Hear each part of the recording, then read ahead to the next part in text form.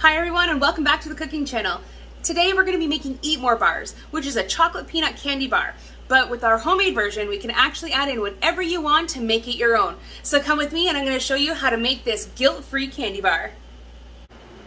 So to start off, we're going to need a small to medium-sized pot.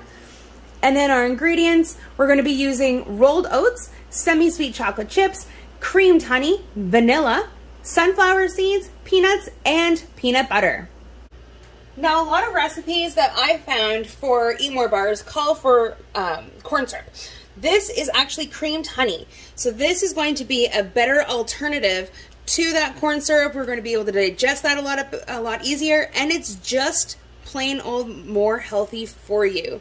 Let's keep it natural where we can. We're going to put that into our pot along with our peanut butter. I'm choosing to use crunchy because we're adding peanuts into it. If you think that that's too much, go ahead and use smooth. It is your own personal preference. And we're going to stir this on a medium heat until this is melted through. After about 2 minutes, that is completely melted through. Now we're going to add in our chocolate chips. I'm using semi-sweet.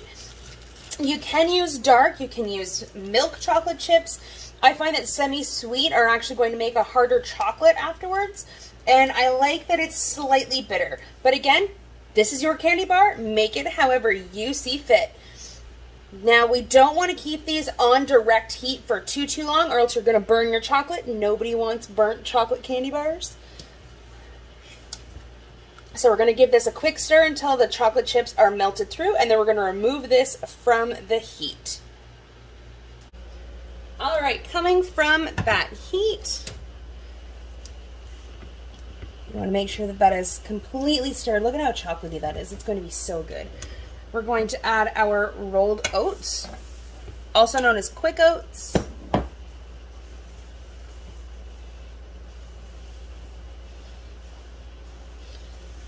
Beautiful. We're also going to add in our peanuts, as well as our sunflower seeds and vanilla. And we're just going to mix this through until it's all combined. Now that that is mixed through, we're going to take a 9x13 pan that I've lined with parchment paper, and we're going to put all of this right on top. A lot of people will spray your pans. I prefer to line it with parchment paper. It's going to be really easy to remove afterwards. There we are. Perfect. Need to get every last bit out of that pot.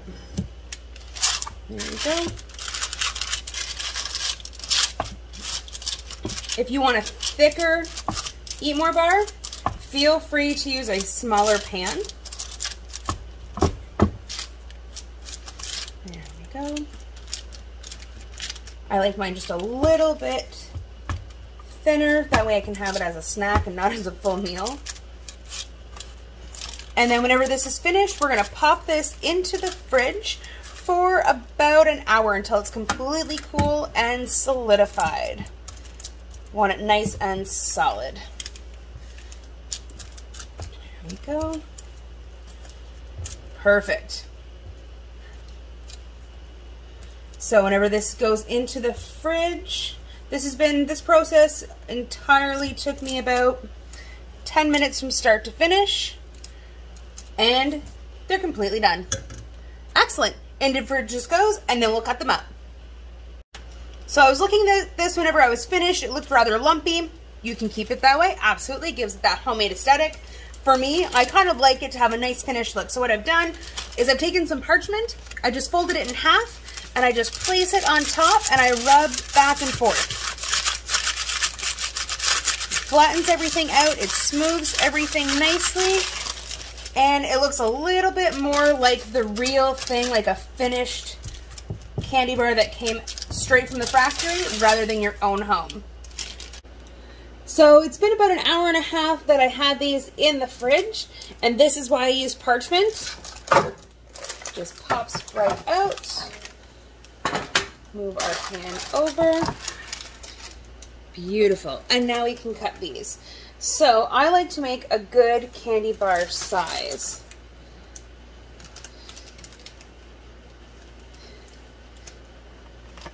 So this should make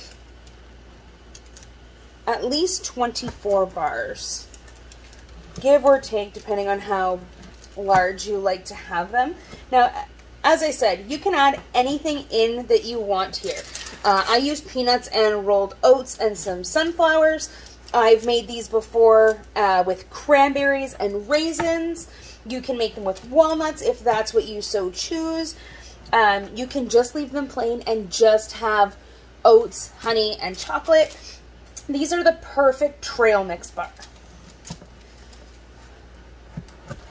So, and cut these in half.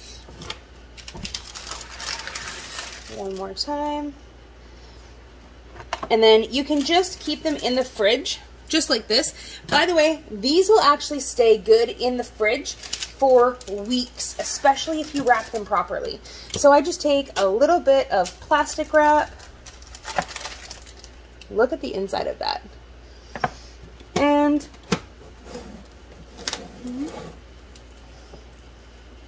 wrap, wrap, and done. Thank you everyone for coming out and spending some time with me today, learning how to make a delicious homemade Eatmore bar. Look at how healthy that looks. Perfect kind of snack, especially for summer. It's nice and sweet, but it's all natural. Super good for you, and you can make it however you want. It's completely customizable. If you have a recipe that you'd like to see me make at home, please leave it in the comments or email us at the CSU, and we'll be able to make that happen for you. Until next time, everyone, stay healthy and stay safe.